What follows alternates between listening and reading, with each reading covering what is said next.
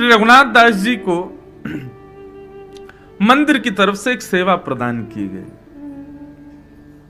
ठाकुर जी जिस चूल्हे पर ठाकुर जी का भोग बनता है, वहां जो अग्नि है वो अग्नि बंधुओं साधारण नहीं है। चाहे वो पुरी हो, चाहे वो हमारे वृंदावन के कई देवालय हों, वे अग्नि साक्षात यशोदा जी का स्वरूप मानी जाती है। क्योंकि ठाकुर जी को सिद्ध होने वाली प्रसादी दो ही लोग अर्पित कर सकते हैं, या तो मैया या फिर गृहिणी। तो बनाती हैं लक्ष्मी और उसको यथाउचित भाप और अग्नि आदि उष्णता प्रदान करती हैं यशोदा। तो परम पवित्र, वैसे भी अग्नि बहुत पवित्र होती है, परंतु मंदिरों में विराजमान जो अग्नि है वो महापवित्र मानी जाती है। तो उस पवित्र अग्नि की पवित्रता की सेवा रघुनाथ दास जी को दी गई। पवित्रता मतलब कैसे पवित्र करें अग्नि को? अग्नि तो पवित्र होती है। बोले कि उस अग्नि को बुझने ना दें, वहां पर कोई ना कोई यथाउचित हवन आदि करते रहे उस अग्नि में। जब प्रसाद बनेगा तो वहीं से अग्नि ले जाकर के चूल्हे में रख दी जाएगी, बाकी उस अग्नि में कुछ ना कुछ हवन आदि चलता रहे, उसकी रक्षा हो, वो बुझने ना पाए। रघुनाथ दास जी को ये सेवा प्राप्त हुई और रघुनाथ दास जी बड़े प्रेम से इस सेवा को करते थे। आज भी एक मठ है मंदिर के पास में, जहां रघुनाथ दास जी बैठते थे, वहीं से ही अग्नि ठाकुर जी के रसोई घर में ले जाई जाती है आज भी। तो ये सेवा वो करते थे ठाकुर जी की। करते करते पूरा समय बीत गया, अब वृद्धावस्था आ गई। तो रघुनाथ दास जी ने विचार किया कि अब मेरे प्राण कभी भी निकल सकते हैं। लेकिन एक बात कहूं बंधुओं, वैष्णव भक्त जब बहुत नाम साधक हो जाता है ना, तो उसको पता चल जाता है मेरे प्राण कब जाने वाले हैं। और एक और बात कहूं, जब नाम साधक सब जगह से मुक्त हो जाता है, परम मुक्त बीतराग जब हो जाता है, उसको किसी में आसक्ति नहीं होती, वो जिस दिन चाहे उस दिन प्राण त्याग सकता है। और कभी प्राण निकल भी रहे हो ना, तो वो मृत्यु देवी को रोक भी सकता है कि थोड़े क्षण रुक जाइए, मैं ये सेवा कर लूं, उसके बाद आप स्वीकार करना। ऐसी भी सामर्थ्य उसको प्राप्त हो जाती है। रघुनाथ दास जी ने सोचा कि अब समय है प्रस्थान का, अब वृद्ध हो गए, ज्यादा सेवा हो नहीं पाती। तो उन्होंने श्री जगन्नाथ जी के लिए आज मंदिर रसोई से अलग अपने यहाँ ही मीठे चावल बनाए और ठाकुर जी का केले के पत्तों का एक नवीन श्रृंगार बनाया। और उनका भाव था कि मैं इस श्रृंगार में जगन्नाथ जी को एक बार देख लूं, मेरे हाथ के बने मीठे चावल जगन्नाथ जी पालें, उसके बाद मैं अपने प्राणों का परित्याग करूंगा।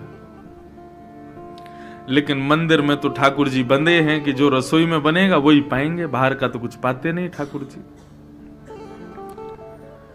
और इसमें मैं आप सबसे भी निवेदन करूं, कभी भी किसी मंदिर में जाओ बंधुओं, दुकान से आप जो प्रसाद खरीदते हैं ना, वो वितरण के लिए रखो, लेकिन ठाकुर जी के भोग के लिए तो अपने घर से स्वयं बना के लाओ।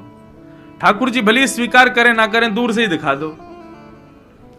लेकिन हम जब बाजार से खरीद के कोई सामग्री ठाकुर जी के सन्मुख लेके जाते हैं, तो आप विचार करो, आपने पेड़े खरीदे, आपसे पहले 10 लोग और खरीद गए, उन्हीं पेड़ों को ना जाने कितने लोग खा गए, अब उन्हीं में से शेष पेड़े आपने जाके जगन्नाथ, क्या वो भोग लगाएंगे? कभी नहीं।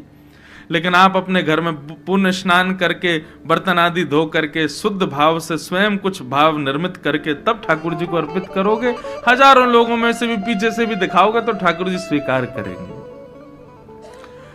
रघुनाथ दास जी को पीछे से दिखाने से संतुष्टि नहीं थी, तो गए पुजारी जी के पास, गए, जाके बोले भोग जगन्नाथ जी को पधरा दीजिए, और ये मैं कुछ श्रृंगार लाया हूं, ये ठाकुर जी को आप धारण कराओ। पुजारी जी ने विनम्रता से मना कर दिया, बोले भगवान नियम है मंदिर का, यहां बाहर की प्रसादी ठाकुर जी को नहीं चढ़ाई जाती, बाहर का श्रृंगार ठाकुर जी को नहीं। प्रणाली में जो लिखा है, जैसा वर्णन है वैसा ही श्रृंगार होगा, और जैसा भोग प्रसाद ठाकुर जी आरोगते आए हैं वर्षों से वैसा ही पाएंगे। बाहर का कुछ भी यहां स्वीकार नहीं किया जा सकता। रघुनाथ दास जी बोले हम इतने दिनों से जगन्नाथ जी की पावन पवित्र अग्नि की सेवा कर रहे हैं, हमको इतना सौभाग्य तो मिले कि हमारे हाथ की निर्मित वस्तु कुछ पालें ठाकुर जी। पुजारियों ने कहा आपको सौभाग्य देंगे तो और भी सेवक हैं वो भी आ जाएंगे कि हमको भी तो ये सौभाग्य, हमारे हाथ का भी लगाओ भोग।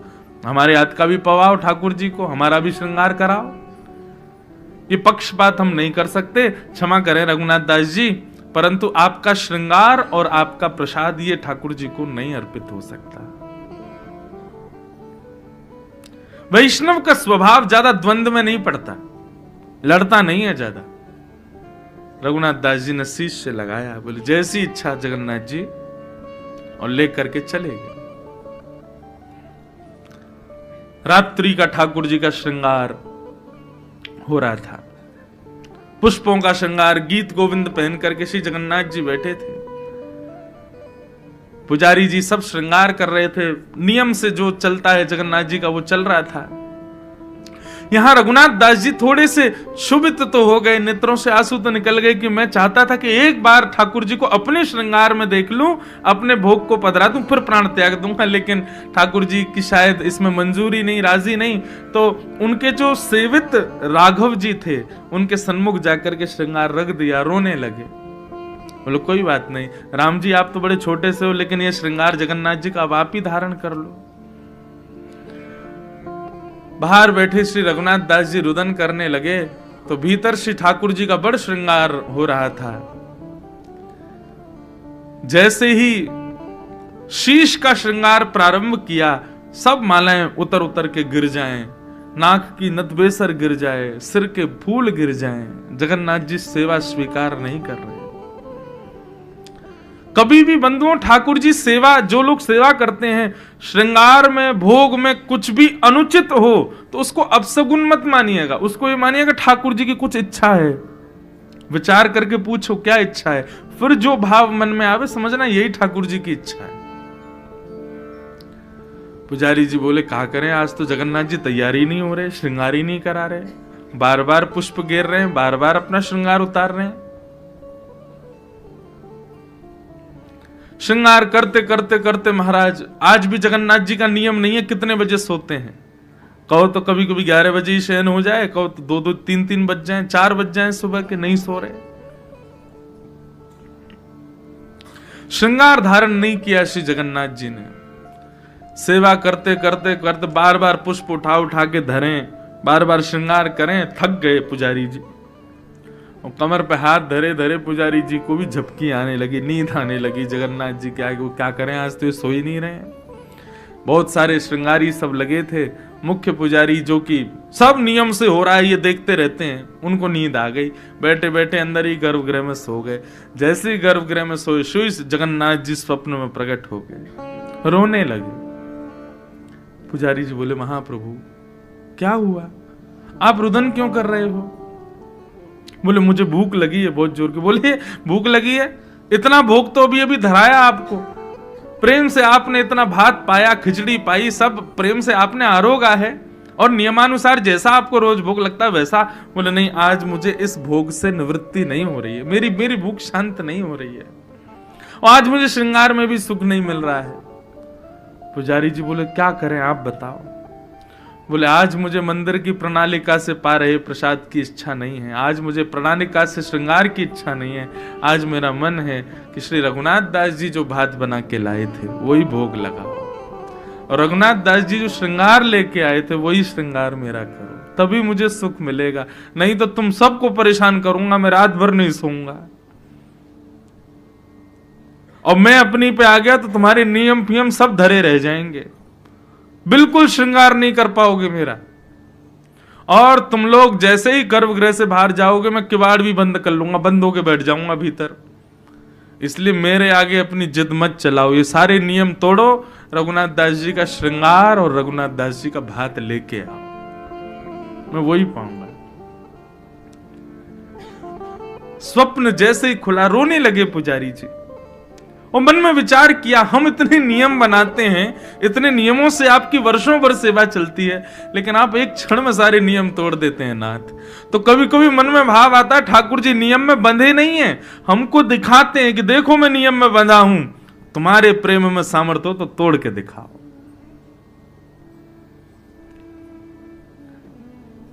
पुजारी दौड़े दौड़े रघुनाथ दास जी के पास गए और कहा लाइए भात, लाओ श्रृंगार। बोले नहीं नहीं आप नियम से करो। बोले भैया जब नियम जिसके लिए है वो ही तोड़ रहा है तो क्या करें। प्रेम किसे कहते बंधुओं? जो सब प्रकार की विधि विधानों को तोड़ दे, नियमों को तोड़ दे, मर्यादाओं को तोड़ दे, वो प्रेम है। रघुनाथ दास जी का श्रृंगार और हाथ का बना हुआ मीठा भात ठाकुर जी के लिए लेकर के गए। और जगन्नाथ जी को आज पहली बार प्रणालिका से विपरीत श्रृंगार किया, प्रणालिका से विपरीत प्रसाद पवाया। और आज सब पुजारियों को लगे कि श्री जगन्नाथ जी के मुख के अधर का जो मुस्कान है वो इतनी जोर से ऊपर उठ रही है कि आज तो मानो श्री जगन्नाथ जी के नेत्र भी छोटे हो गए। क्यों? गाल ऊपर उठियाए हैं हंसी के मारे, इतने प्रसन्न हो रहे हैं। सब लोग दर्शन करने के लिए गए, लेकिन रघुनाथ दास जी दर्शन की इच्छा तो बहुत है, लेकिन विचार नहीं कर पा रहे कि मैं कैसे देखूंगा जगन्नाथ जी को, मेरे श्रृंगार में विराज रहे हैं। आज गरुड़ स्तंभ के पास जाकर के बैठे, हजारों लोग दर्शन कर रहे हैं, लेकिन वहीं बैठे बैठे रघुनाथ दास जी ने केवल एक झलक जगन्नाथ जी की देखी। आज अपने हाथ से बने हुए श्रृंगार में जब जगन्नाथ जी को देखा, बस देखते ही वहीं प्राण त्याग दिए और ठाकुर जी में विलीन हो गए।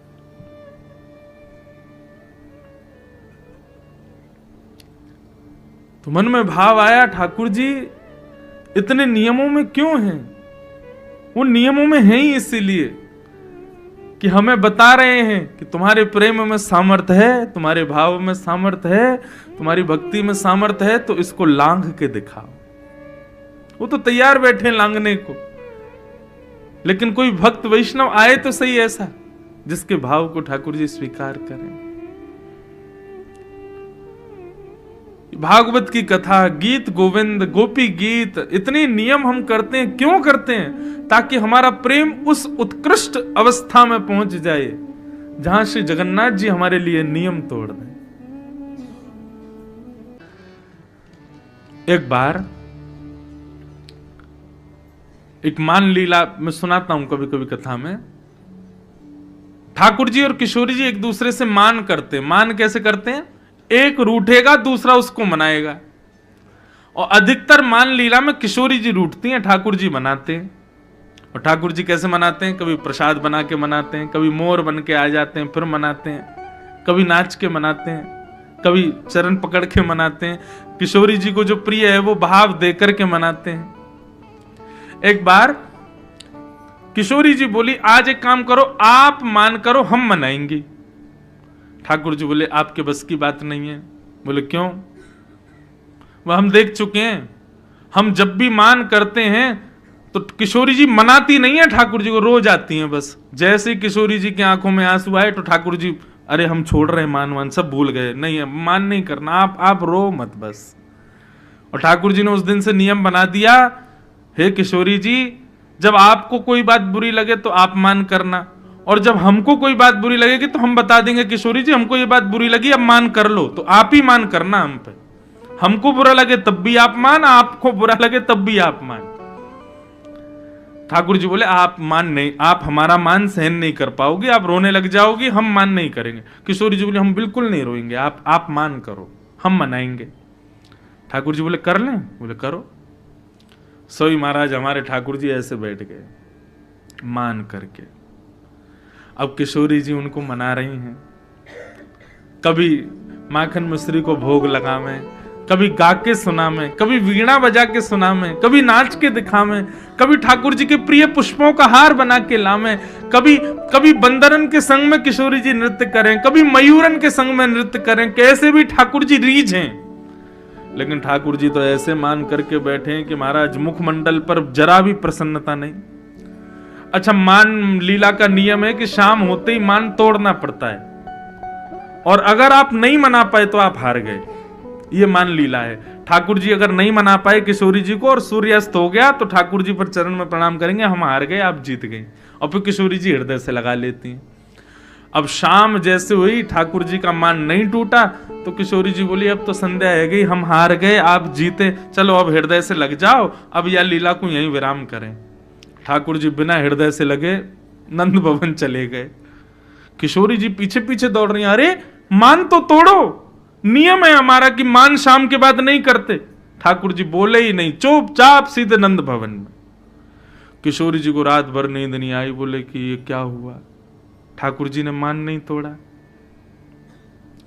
सुबह प्रतीक्षा कर रही हैं कि नंद नंदन आएंगे। नंद नंदन आए, वही माटी के मथोना जैसे बटुआ जैसा मुंह, मुस्कुरा ही नहीं रहे। आकर के फिर बैठ गए। किशोरी जी बोली, अरे आपने सारे नियम तोड़ दिए, शाम होते ही मान तोड़ना चाहिए, आप तोड़ करके नहीं गो, अब आके फिर मान में बैठ गए, अरे बात तो करो। ठाकुर जी कुछ नहीं बोले, मौन मान करके बैठे। किशोरी जी बोली, अच्छा अभी भी मान चल ही रहा है आपका, चलो हम फिर मनाते हैं। फिर मनाया, पूरा दिन लग गया। ठाकुर जी आज फिर नहीं माने और बिना मान तोड़े फिर चले गए। किशोरी जी को इतना विरह हुआ, इतना विरह हुआ। तीसरा दिन प्रारंभ हुआ। आज किशोरी जी बोली, अंतिम प्रयास है हमारा। खूब प्रयास किया। ठाकुर जी तीसरे दिन भी जब नहीं माने तो किशोरी जी से विरह वेदना सही नहीं गई। बोली, इनके सामने रोऊंगी तो बोलेंगे कि आप मनाती नहीं हो, रो जाती हो।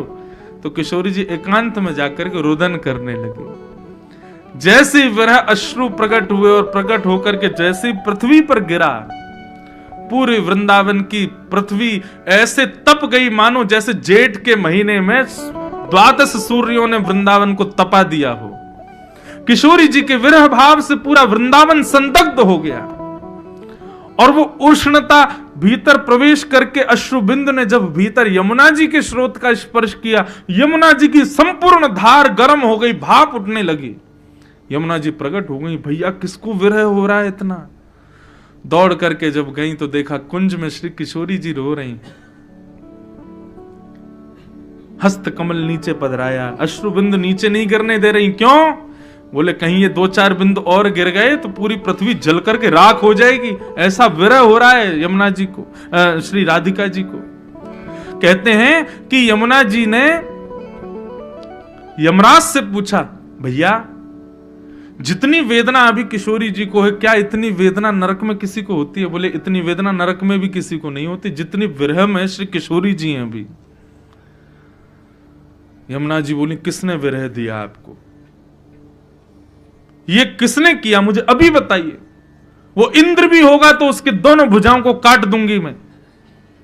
किशोरी जी बोली, हमको विरह केवल एक ही व्यक्ति देता है। कौन? बोले नंद नंदन, नंद जी का लाला। 3 दिन हो गए हमसे रूठ के बैठा है, मान ही नहीं रहा है। यमुना जी बोली, या तो मैं बताऊं दारी के, रुको अभी रुको, अभी बताऊं आपको। सोई यमुना जी ने ठाकुर जी की तरह मुकुट पहना, ठाकुर जी की तरह कुंडल पहने, ठाकुर जी की तरह श्रृंगार किया। बिल्कुल ठाकुर जी की तरह श्रृंगार करके जैसे ही किशोरी जी के सामने आई, किशोरी जी बोली, अरे नंदनंदन आपने मान तोड़ दिया, अब आप प्रसन्न हो? बोले, मैं नंदनंदन नहीं हूं, मैं यमुना जी हूं। अरे यमुना जी आप तो बिल्कुल नंदनंदन जैसी लग रही हो। बोले, हाँ अब देखो हम लीला करती हैं। अब बाकी चाल चलती भाई यमुना जी पहुंची ठाकुर जी के पास। ठाकुर जी मान करके बैठे, इतने में ही रुम झुम चलवे की आवाज पीछे से आई। सो ठाकुर जी बोले, ये तो हमारे पाजेबों की आवाज है, पीछे से कैसे आ रही है? ठाकुर जी ने ऐसे पीछे मुड़ करके देखा तो दूसरे नंद नंदन आ रहे हैं, बिल्कुल श्याम सुंदर। ठाकुर जी बोले, अरे ये कौन आ गया? ठाकुर जी उठ करके उसके पास गए, भैया तुम कौन हो? बोले, हम यशोदा नंदन, देवकी नंदन, नंद नंदन, ब्रज उर्चंदन। बोले, अरे बात बना रहे हो, ये तो मैं हूं। बोले, तुम नकली हो, असली हम हैं। ठाकुर जी बोले, नकली असली क्या? देखो हम पे बंशी बजानी आती, बंशी बजाने लगे। यमुना जी ने उनसे भी मधुर बंशी बजा दी। बोले, अब बताओ, जो जो ठाकुर जी नृत्य करके दिखाएं, कला करके दिखाएं, सब यमुना जी कर दें और हर जगह सिद्ध हो जाए कि ठाकुर जी नकली। अंत तो गत्ता यमुना जी बोली, अच्छा अब अंतिम प्रयास है, इससे सिद्ध हो जाएगा कि असली कौन। बोले, क्या? बोले, वेणु में ऐसी टेर बजाएं जिससे किशोरी जी बगल में आके खड़ी हो जाएं। किशोरी जी बगल में आकर के खड़ी उसी के होंगे जो असली नंदनंदन होगा। अब असली नंदनंदन तो मान करके बैठे थे, उनसे तो किशोरी जी बिल्कुल रीझने वाली नहीं थी। यमुना जी ने जैसे ही टेर बजाई तो किशोरी जी आई, और किशोरी जी जैसे ही आई तो पुराने नंदनंदन मतलब असली नंदनंदन वो कहे, किशोरी जी मैं हूं असली, यहां पे आ जाओ। बोले, देखो आपका बेलू पिया घूम रहा है, ये देखो नकली नंदन घूम रहा है, और यमुना जी के बगल में जाकर के किशोरी जी खड़ी हो गई। किशोरी जी बंसी बजा में, कभी यमुना जी बजा में। अब इन दोनों के इस मिलन को देख करके ठाकुर जी रोने लग गए। बोले कि मैं नकली नहीं हूं, मैं असली हूं। बोले नहीं तुम नकली हो, चलो हटो यहां से। ललता विशाखा सब सखियां चवर डोनाने लगी, उन्हीं की आरती होने लगी, पूजा। बाहर खड़े नंदन रोने लगे, बोले ये तो गलत हो रहा है, मैं हूं असली, और ये पता नहीं कौन से कहां से बहलूपिया आ गए। जैसे ही ठाकुर जी को उतना ही विरह हुआ जितना किशोरी जी को हुआ, तब किशोरी जी बोली अब लीला विराम करो। देखो कैसे रो रहे हैं बेचारे, गुलाब जामुन बन गए रोते रोते। तब उठ करके किशोरी जी बाहर आई। अब मान करोगे? बोले क्षमा मांग रहे हैं, हम कभी मान नहीं करे, हम तो पहले ही मना कर रहे थे हमसे मान करवाओ मत, मान के अधिष्ठात्री आप ही हो। बोले चलो आओ हृदय से लगो। तुरंत श्याम सुंदर को हृदय से लगाया, मान लीला विश्राम हुई। इतने में ही यमुना जी पधारी। ठाकुर जी बोले जे कौन है? बोले ये यमुना जी हैं। तब यमुना जी को भी हृदय से लगाया ठाकुर जी ने और कहा अब आज के बाद आप सदा इसी रूप में रहो, हमारी तरह ही रहो, हमको आपको देख के बहुत सुख लग रहा है। तब से हमारे ब्रजमंडल में कहते हैं श्याम सुंदर श्री यमुने महारानी की जय। श्याम सुंदर श्री यमुने महारानी की जय। ऐसी यमुना जी के साथ में ठाकुर जी का चतुर्थ विवाह सुसंपन्न हुआ। ठाकुर जी का 5वां विवाह मित्रविंदा के साथ, 6वां विवाह सत्या के साथ, 7वां विवाह नाग्रजता के साथ और 8वां विवाह लक्ष्मणा के साथ। ये अष्ट ठाकुर जी की मुख्य पटरानियां, और इन अष्ट पटरानियों से विवाह करने के बाद ठाकुर जी एक भौमासुर नाम के राक्षस को मारने के लिए गए, जिसकी मृत्यु के पश्चात 16,100 राजकुमारियों को उसने बंदी बनाया था, जिनको ठाकुर जी ने मुक्त किया और एक साथ उन सब से भी विवाह किया, क्योंकि वे सब अपनी मृत्यु को स्वीकार करने का भाव मन में धारण कर चुकी थी। ठाकुर जी बोले मृत्यु क्यों स्वीकार करनी, हमारा नाम ही नाथ है, और नाथ का कारण जिसका कोई नहीं उसके हम हैं, आप सबसे हम विवाह करेंगे। और ठाकुर जी ने 16,100 उन राजकुमारियों के साथ विवाह किया, तो 16,108। ये अष्ट मुख्य पटरानियां भगवान की, ये अष्टधा प्रकृति है। बंधु आप सब जानते हैं प्रकृति किसके अधीन है? ठाकुर जी के अधीन है। वर्षा तभी होगी जब ठाकुर जी चाहें, समुद्र में उफान तभी आएगा जब ठाकुर जी चाहें, प्रलय तभी होगी जब ठाकुर जी चाहें। ये प्रकृति भगवान के अधीन है। 5 प्रकृति हम लोगों के बाहर है और 4 प्रकृति हम लोगों के भीतर है। 9 प्रकृति के रूप हैं। 5 प्रकृति बाहर की कौन कौन सी है? पृथ्वी, जल, तेज, वायु, आकाश। पृथ्वी, अग्नि, तेज, पृथ्वी, जल, अग्नि, वायु और आकाश। और 4 प्रकृति हम लोगों के भीतर है, जिसको अंतःकरण चतुष्टय बोलते हैं। मन, बुद्धि, चित्त और अहंकार, ये 4 हमारे भीतर हैं, 5 हमारे बाहर हैं। इन 9 से ही हमारा जीवन चलता है। बाहर पृथ्वी पर हम रहते हैं, जल हम पान करते हैं, स्नान करते हैं, अग्नि के बिना हम कुछ भी पा नहीं सकते, वायु के बिना हम रह नहीं सकते, आकाश के नीचे हम रहते हैं। और भीतर भी ये 4 प्रकृति हैं जो हमको जीवित रखती हैं। मन नहीं हो तो व्यक्ति कुछ कर नहीं पाएगा। दूसरा बुद्धि के बिना भी वो किसी योग्य तो नहीं। चित्त यानी कि हमारी आत्मा, जिससे हम जीवित हैं, जिसके बिना हम एक डेड बॉडी माने जाएंगे। और चौथी है अहंकार। यहां पर अहंकार का मतलब अभिमान नहीं है, यहां पर अहंकार का मतलब सेल्फ कॉन्शियसनेस। मैं वस्त्र पहन रहा हूं, स्नान कर रहा हूं,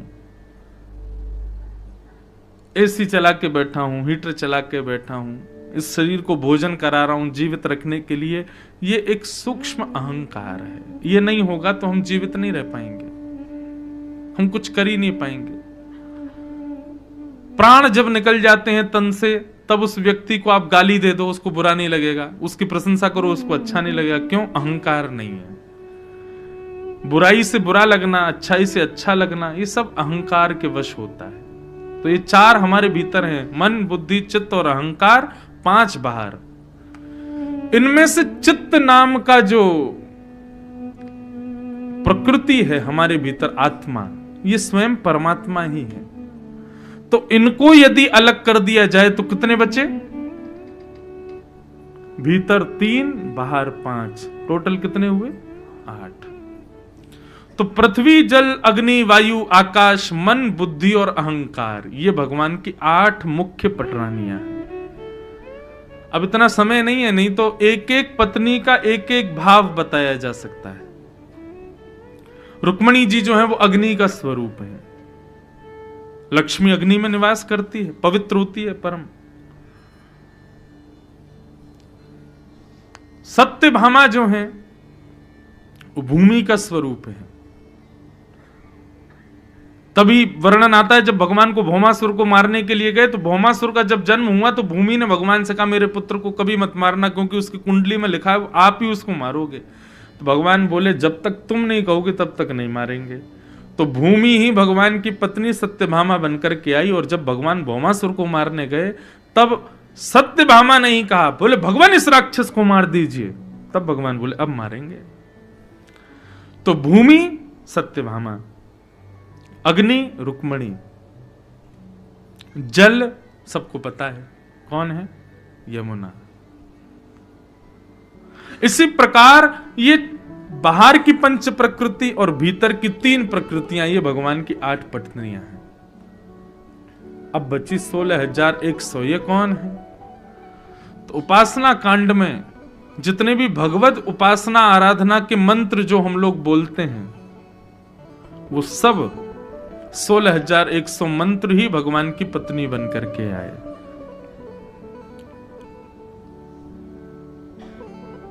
समझ में आई बात? 16,108 कोई स्त्रियां नहीं है, भगवान की आराधन के ही 16,100 मंत्र और 8 प्रकृति, यही भगवान से विवाह करने के लिए पधारे। ठाकुर जी का 16,108 विवाह हो गया। कुल भक्त वत्सल भगवान की, द्वारिकाधीश की।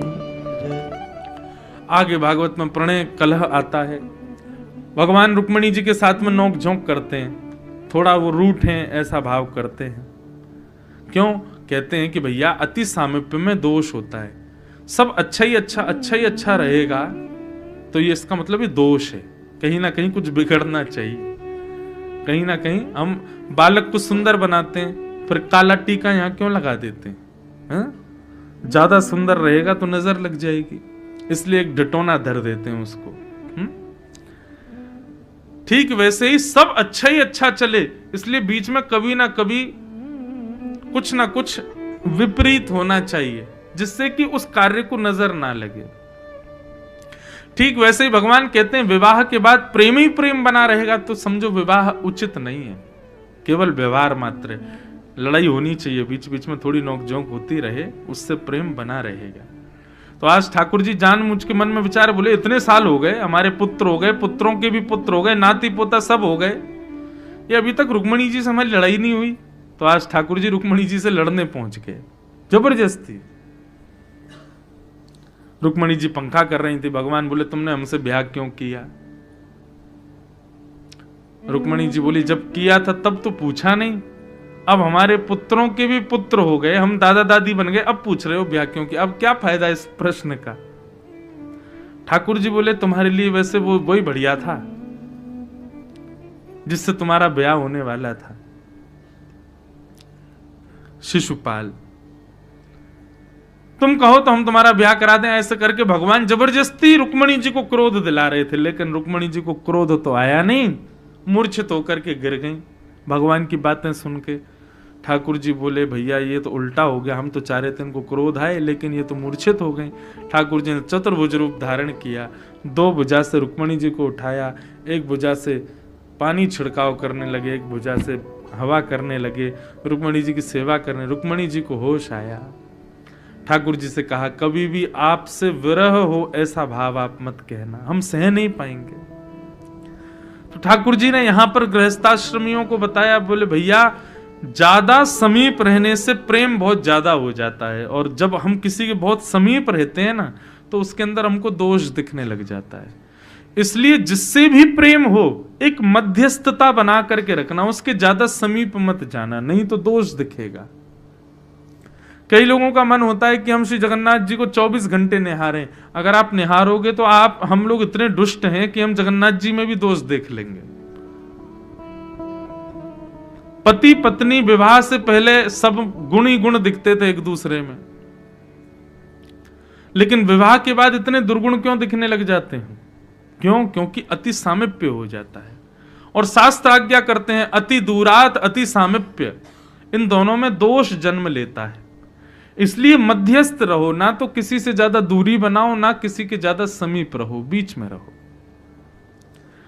और इसी मध्यस्थता को निभाने के लिए ठाकुर जी ने रुक्मणी जी के साथ प्रणय कलह किया। राजा नरण की कथा बताई, नारद जी भगवान की ग्रहचर्या देखने के लिए आए, कैसे रहते हैं भगवान इतनी पत्नियों के साथ, सब नारद जी ने दर्शन किया। भगवान की दिनचर्या बताई। ठाकुर जी सुबह उठते ही अपना हस्त कमल दर्शन करते हैं और दर्शन करके हस्त कमलों में वैष्णव भक्तों का चिंतन करते हैं। फिर ठाकुर जी के पूरे दिन भर की यहां पर दिनचर्या बताएगी। ठाकुर जी दिनचर्या कैसी रखते हैं? ब्रह्म मुहूर्त में भगवान उठ जाते हैं। ब्रह्म मुहूर्त में उठने के बाद स्नान आदि करके ठाकुर जी गौशाला जाके गायों की सेवा करते हैं नित्य। उसके बाद शंख का वादन करते हैं। पांचजन्य शंख बजाते ही सारा द्वारिका नगरी सब उठ जाती है। उसके बाद ठाकुर जी बाल भोग लेकर के फिर स्वधर्मा सभा को संबोधित करते हैं, और आज किससे मिलना क्या करना वो सब ठाकुर जी का क्रम चलता है। इस प्रकार भगवान की दिनचर्या बताई गई। फिर बताया कि पांडवों ने राजसूय यज्ञ किया और उस राजसूय यज्ञ में 20,000 राजकुमारों के सहित भगवान को निमंत्रित किया। भगवान बोले अब 20,000 राजकुमार कहां से लेके जाएं हम? तभी जिसके कारण भगवान रण छोड़ करके भागे, जरासंध के यहां से एक खबर आई कि जरासंध ने 20,000 राजकुमारों को बंदी बना रखा है, जबरदस्ती हठ पूर्वक। तब ठाकुर जी बोले वहां से राजकुमारों को मुक्त करके हम ले जा सकते हैं, और मुक्त करने के लिए जरासंध को मारना पड़ेगा। तो भगवान अपने साथ भीम और अर्जुन को लेकर के गए। अर्जुन के साथ में जरासंध का युद्ध हुआ। भगवान ने पत्र तोड़ के विपरीत दिशा में फेंक करके संकेत दिया और जरासंध का वध भीम ने कर दिया। 20,000 राजकुमारों को लेकर के भगवान जब पांडवों के अश्वमेध यज्ञ में पहुंचे तो वहां शिशुपाल भी बैठा था। सबसे पहले तो शिशुपाल ने भगवान को देखा तो देख करके क्रोध करने लगा। उसके बाद भगवान के पुत्र को देखा, प्रद्युम्न को देखने के बाद भगवान के पुत्र अनिरुद्ध को देखा, परपौत्र को देखा और जलने लगा। बोले ये मेरा पुत्र होता, ये मेरा पौत्र होता यदि रुक्मणी का मेरे से ब्याह हो जाता तो। और जैसे ही रुक्मणी जी को देखा तब तो उससे सहन ही नहीं हुआ। इतना बोले कहां ये मेरी पत्नी बनती, मेरे बगल में बैठती, ले गया ये इसको चुरा करके। जलने लगा भगवान के पूरे परिवार को देख करके। तब तक तो सब ठीक था, लेकिन जैसे ही भैया अश्वमेध यज्ञ में सबसे पहले पूजा किसकी हो, अग्र पूजा किसकी हो, इसका प्रस्ताव जब रखा गया तब जरासंध के बेटे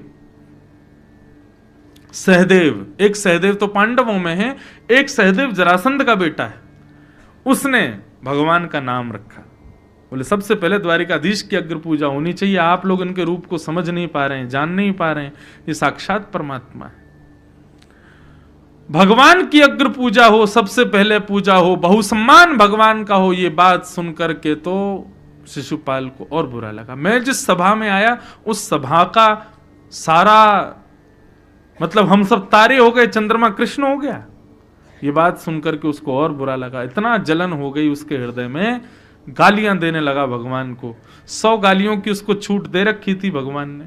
आज 101 गाली पूर्ण होते ही सुदर्शन चक्र ने उसका सर धड़ से अलग कर दिया।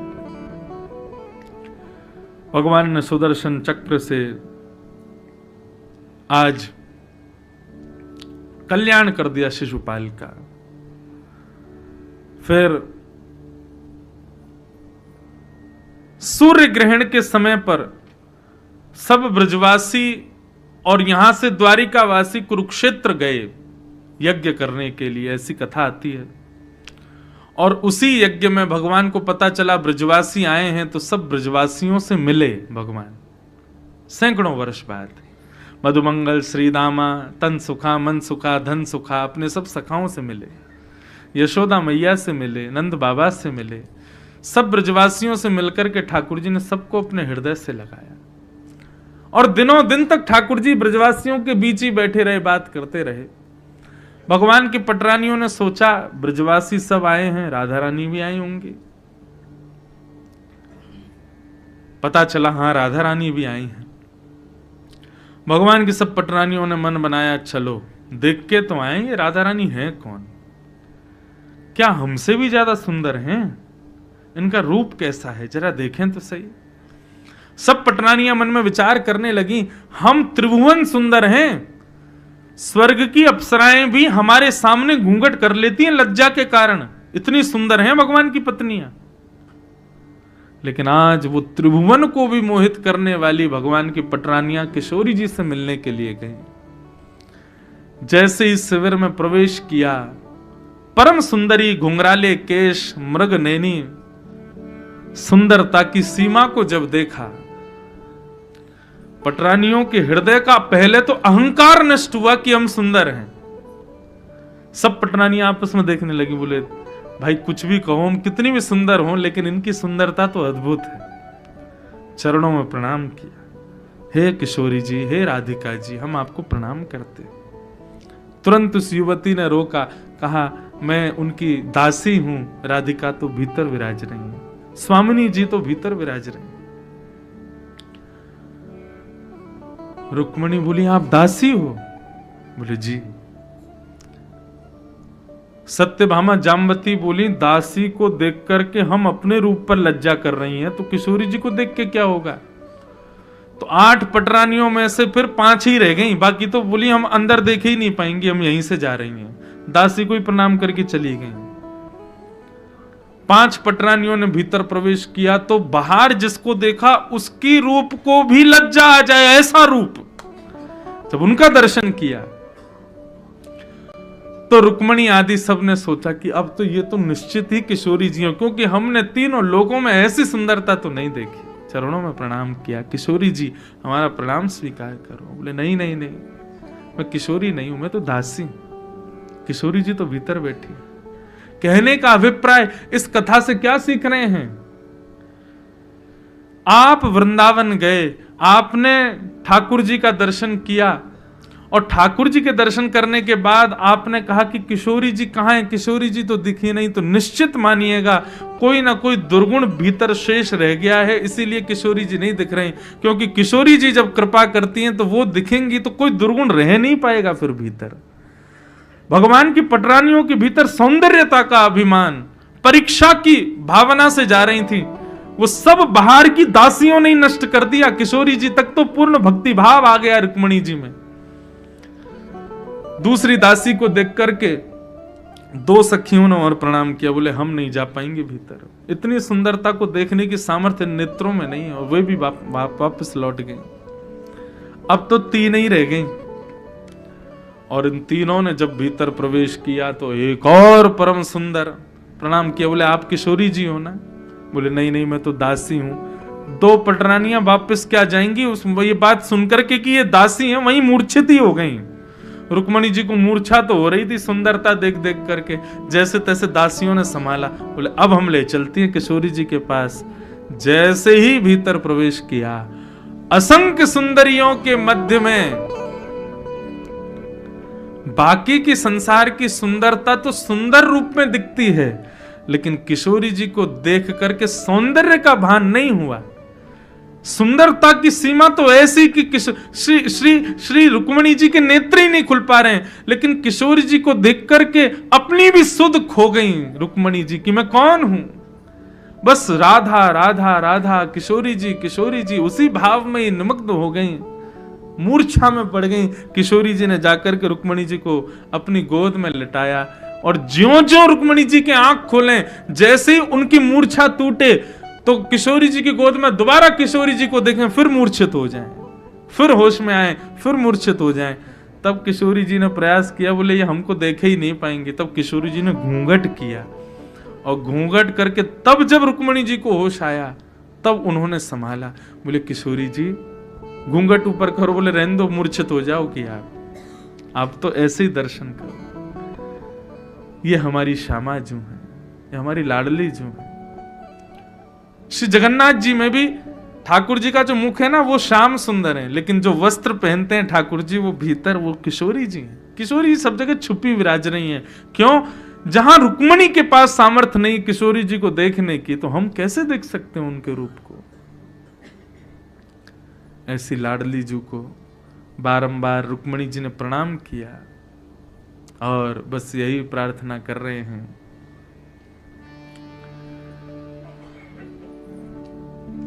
राधे तेरे चरणों की गर धूल जो मिल जाए,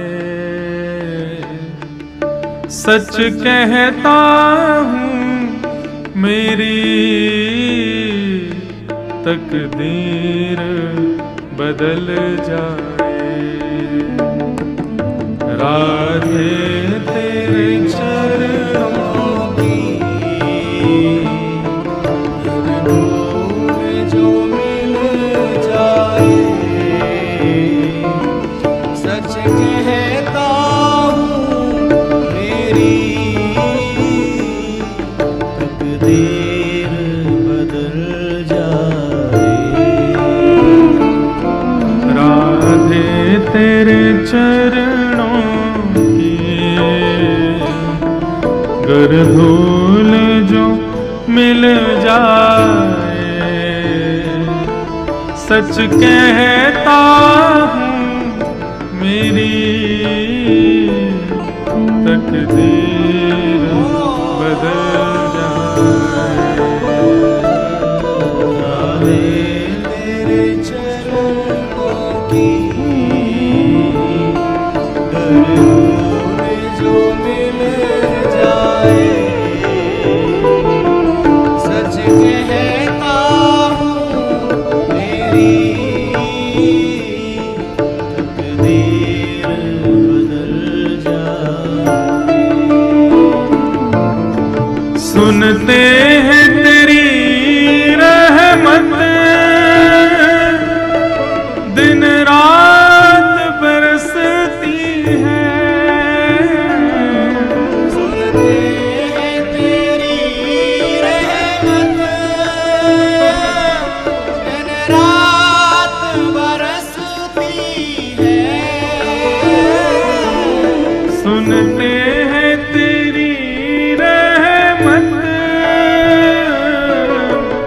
दिन रात बरसती है, सुनते हैं तेरी रहमत दिन रात बरसती है, दिन रात बरसती है। एक बूंद जो मिल जाए, दिल की कली खिल जाए, सच कहता हूँ मेरी तकदीर बदल जाए।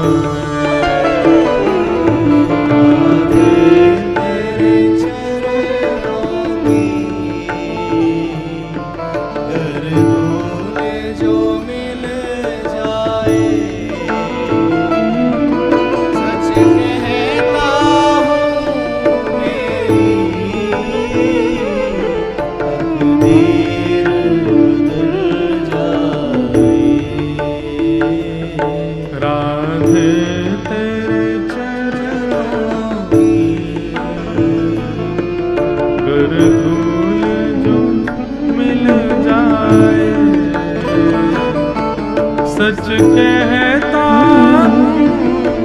मेरी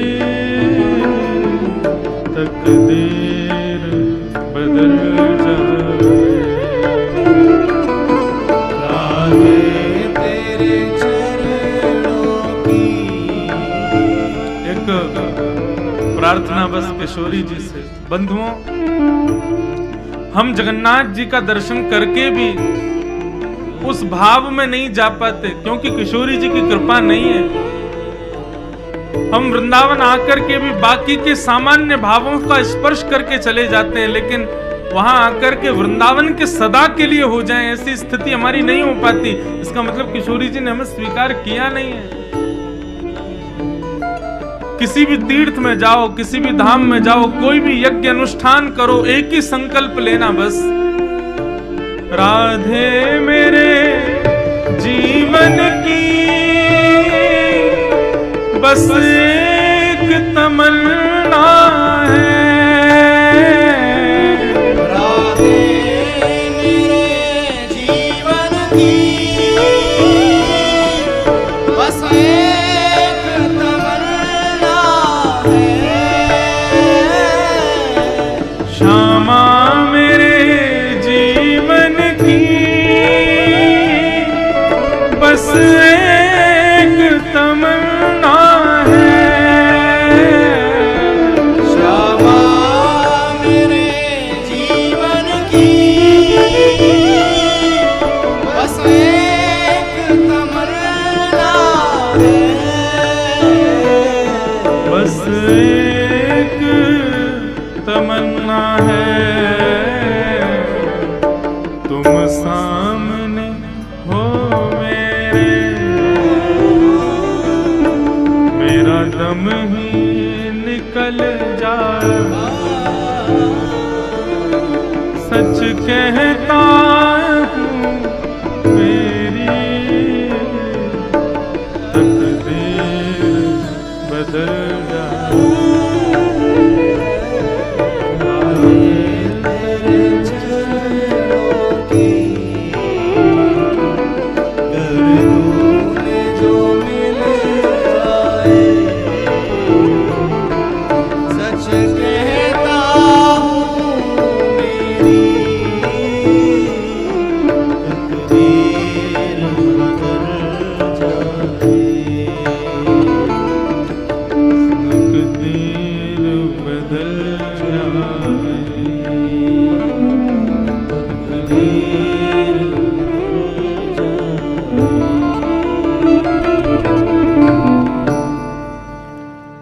शिव शुभानु दुलारी।